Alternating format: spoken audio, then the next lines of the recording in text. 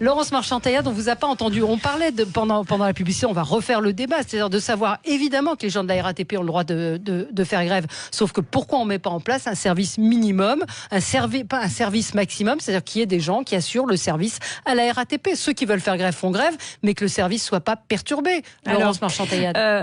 Il y a deux choses, c'est-à-dire qu'on ne peut pas contester le droit de grève et effectivement, il faut que ce droit puisse perdurer et il faut aussi que les syndicats retrouvent aussi toute leur place dans ce genre de questions. La deuxième chose, c'est que il y a un contrat commercial à assurer et il y a aussi un contrat moral à assurer vis-à-vis des usagers, parce que il est inadmissible que quelqu'un qui travaille dans le secteur privé se retrouve dans l'incapacité d'aller travailler, dans l'incapacité de se rendre à un entretien d'embauche, parce que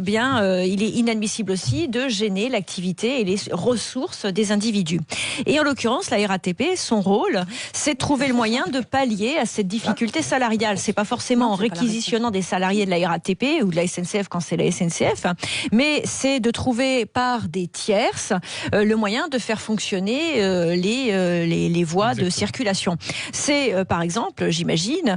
puisqu'on a décidé de remettre en place le service universel, le service militaire universel, c'est peut-être d'imaginer que parmi les personnes qui sont formées au service militaire universel, eh bien on pourrait susciter des vocations pour plus tard éventuellement intégrer ces entreprises publiques et en tout cas former les gens à pouvoir rendre service au sein de la RATP et de la SNCF. Ça permettrait de préserver le droit de grève, puisque ce droit de grève, effectivement, est constitutionnel, mais en même temps, d'éviter que les usagers, d'une certaine façon, soient pris en otage par une petite poignée de personnes qui défendent aujourd'hui des privilèges, mais on y reviendra, par rapport à d'autres qui sont déjà dans des conditions vis-à-vis de la retraite, de l'emploi, du chômage, défavorisées.